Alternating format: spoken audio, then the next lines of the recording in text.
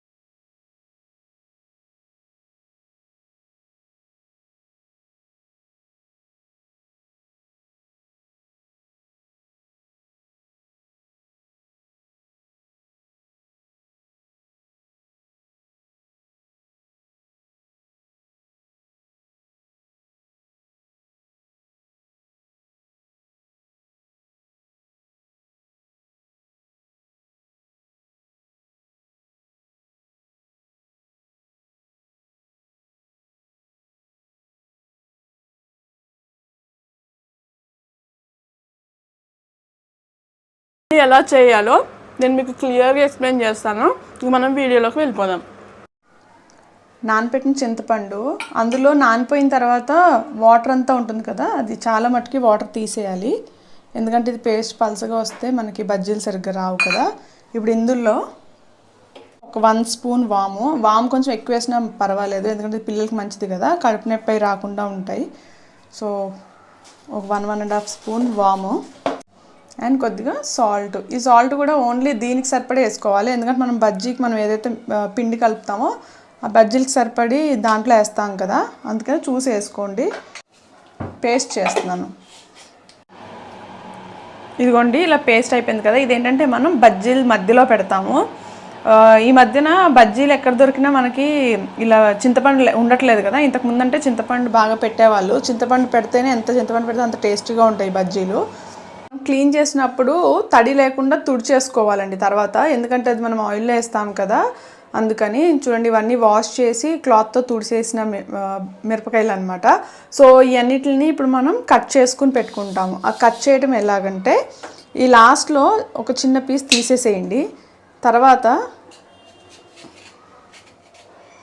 ఇలా ఫస్ట్ నుంచి లాస్ట్ వరకు ఇట్లా కట్ చేసేసుకోండి, ఎందుకంటే ఇందులో మనం చింతపండు పెడతాం. సో ఇవి ఏంటంటే ఇవి గింజలు తీయక్కర్లేదు, ఎందుకంటే మనం చింతపండు పెడతాం కాబట్టి మనకు అంత స్పైసీ అనిపించదు. సో నేను ఏవి తీయట్లేదు, అన్నీ కూడా ఇలా కట్ చేసి పెట్టుకుంటున్నాను. ఇప్పుడు ఇది కట్ చేసింది ఉంది కదా ఇలాగా. సో దీంట్లో మనం ఏదైతే పేస్ట్ చేసి పెట్టుకున్నామో ఆ పేస్ట్ తీసుకోండి. మొత్తం ఈవెన్గా ఫస్ట్ నుంచి లాస్ట్ వరకు ఒకటేలాగా వచ్చేలాగా స్ప్రెడ్ చేయండి, ఎందుకంటే దీనివల్ల మనకి బజ్జీ టేస్ట్ అనేది వస్తుంది. చాలా ఈజీ, ఒక 10-15 మినిట్స్లో చేసేసుకోవచ్చు అండి ఇంట్లో. చింతపండు ఒక్కటే కొంచెం నానబెట్టుకోవాల్సి వస్తుంది. సో ఇంక అన్నీ కూడా ఇలాగే స్ప్రెడ్ చేసి పెట్టుకోండి.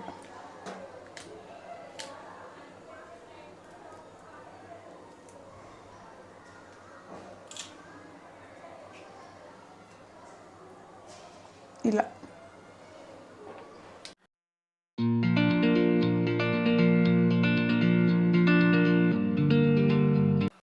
నెక్స్ట్ ఇప్పుడు పిండి కలుపుకుందాం. ఈ పిండి ఎప్పుడైనా ముందు కలిపి పెట్టుకోకూడదు, ఎందుకంటే లైట్గా పులిసినా కూడా మనకి నూనె ఎక్కువ లాగేస్తుంది. నెక్స్ట్ పిండిలో కొద్దిగా ఉప్పు చూసి వేసుకోవాలండి, ఎందుకంటే మనం పెట్టిన చింతపండు దాంట్లో వేసాం కదా కొద్దిగా.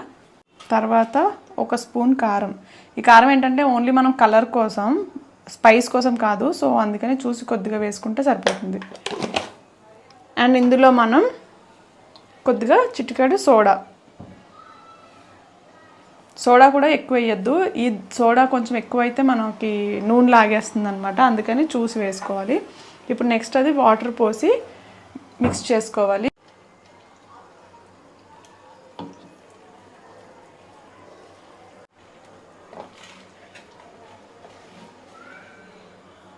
సో ఇలా సరిపోతుంది. ఇంకొక చిన్న టిప్ చెప్తాను మీకు. జనరల్గా ఇలా తీసి మిరపకాయ బజ్జీ ఇలా తీసి వేస్తారు. వేడి రాకపోతే ఏంటంటే కొంచెం లెక్క పిండి అంటుంది కదా. నేను మీకు ఒక చిన్న టిప్ చెప్తాను, మీరు అది ఫాలో అవుతే మీకు కరెక్ట్గా మొత్తం అంతా మిరపకాయ అంతా కూడా ఒకేలాగా ఉంటుంది పిండి. ఇప్పుడు ఆయిల్ వేడి చేయడానికి ఒక ఆయిల్ మనం ఇది వేసేది ఏంటంటే వెడల్పు దాంట్లో వేస్తే ఆయిల్ తక్కువ పడుతుంది అండ్ డీప్ ఫ్రైకి వీలుగా ఉంటుంది. సో ఇప్పుడు ఈ ఆయిల్ హీట్ అయ్యేలోపు కట్మిర్చికి కావాల్సిన పల్లీలు అయ్యి వేగించి పెడతాను. ఇప్పుడు కట్మిర్చిలోకి పల్లీలు వేగిస్తున్నాను. దీనికి ఆయిల్ అవసరం లేదు, ఎందుకంటే ఆయిల్ వేసి మనం పల్లీలు వేగించామనుకోండి పైన పొట్టు రాదు. సో మనకి ఇప్పుడు పొట్టు తీసేయాలి, అందుకని నేను ఆయిల్ లేకుండా ఫ్రై చేస్తున్నాను. ఇది ఆయిల్ హీట్ అయ్యేలోపు మనం ఈ పల్లీలు రెడీ చేసుకున్నాం కదా, అలాగే చిన్న చిన్న ఆనియన్ పీసెస్ అవి రెడీ చేసి పెట్టుకోవచ్చు. ఎందుకంటే అది కొంచెం ఒక 5 minutes టైం పడుతుంది ఆయిల్ మొత్తం వేడెక్కడానికి. చూడండి ఆల్మోస్ట్ ఇవి వేగిపోయాయి కదా. సో ఇది ఇంక మనం ఆఫ్ చేసేసుకోవచ్చు. కొద్దిగా చల్లారిన తర్వాత నలిపి ఇస్తే మనకి పొట్టుపోతుంది.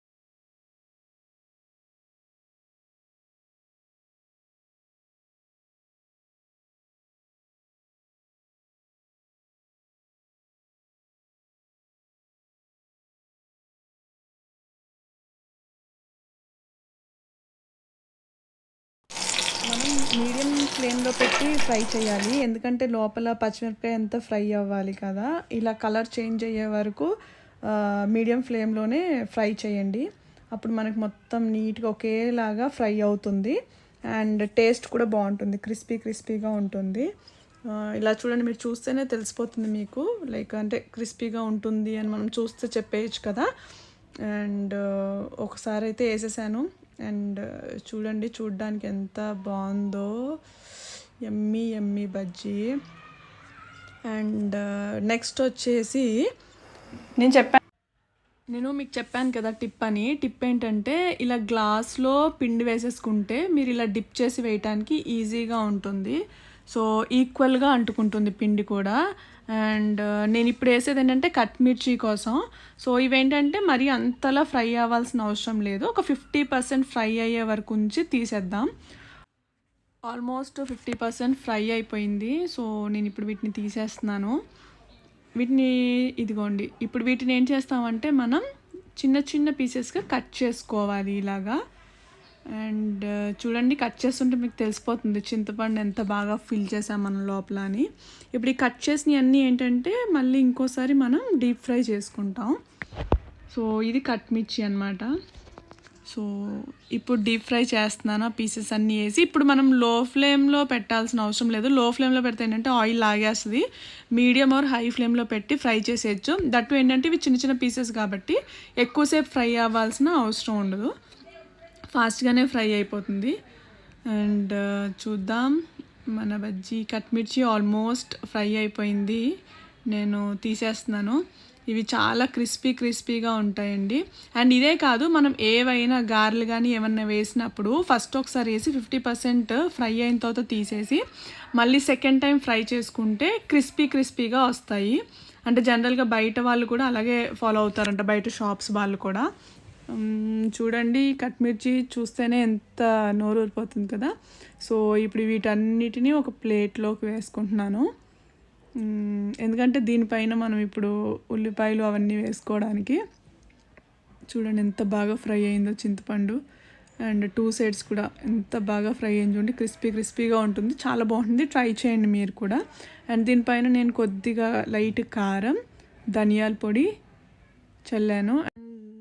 అండ్ ఇంకా కట్ చేసి పెట్టుకున్న ఉల్లిపాయ ముక్కలు, కొత్తిమీర చల్లాను. ఇది ఎంత ఎక్కువ వేస్తే అంత బాగుంటుంది. అండ్ మనం వేపించి పెట్టుకున్నాం కదా పల్లీలు, అవి కూడా వేసేసాను.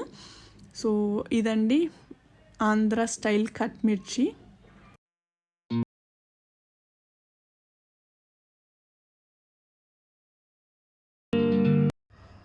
ఇవి ఆనియన్స్ కట్ చేసి రింగ్స్ అన్నీ తీసేసాను. ఇవేంటంటే మనం జనరల్గా బజ్జీలు వేసిన తర్వాత పిండి లాస్ట్లో ఎంతో కొంత మిగిలిపోతుంది కదా, వీటితో వేస్తానమాట. ఫస్ట్ ఆ రింగ్స్ పైన కొద్దిగా కారం, ధనియాల పొడి లైట్గా వేసి ఇలా మిక్స్ చేసుకుని పెట్టుకోవాలి. అండ్ ఎందుకంటే ఖచ్చితంగా ఎంతో కొంత పిండి అయితే మిగులుతుంది. పిల్లలు ఏంటంటే అవి తినరు కదా, సో వాళ్ళకి ఏంటంటే ఇలాగ రింగ్ ఆనియన్స్ వేసి పెడితే లైక్ సాస్లో వేసుకొని తింటారనమాట. వాళ్ళకి చాలా నచ్చుతుంది, ఎందుకంటే స్పైస్ ఉండదు కాబట్టి. ఇదిగోండి నేను వేసేస్తున్నాను చూడండి రింగ్ ఆనియన్స్. ఇవైతే మరీ ఎక్కువ ఫ్రై అవ్వాల్సిన అవసరం లేదు, జస్ట్ 2 minutesలో ఫ్రై అయిపోతాయి అంతే. చూడండి ఆల్మోస్ట్ మన రింగ్ ఆనియన్స్ కూడా రెడీ అయిపోయాయి. సో నేను వీటిని కూడా తీసేస్తున్నాను. ఈ వీడియో మీ అందరికీ నచ్చుతుందని అనుకుంటున్నాను. Please do subscribe and support me. And ఇది ఫైనల్ అండి మనం చేసిన కట్ మిర్చి అండ్ ఆల్. ఇది sauce and schezwan chutney, chilli sauce, and ఇది వచ్చేసి కట్ మిర్చి, రింగ్ ఆనియన్స్, చూసారు ఎంత బాగుందో, అండ్ పచ్చిమిరపకాయ బజ్జీలు, అండ్ కొద్దిగా ఉల్లిపాయ ముక్కలు. ఇది మన final output. Thank you so much for watching.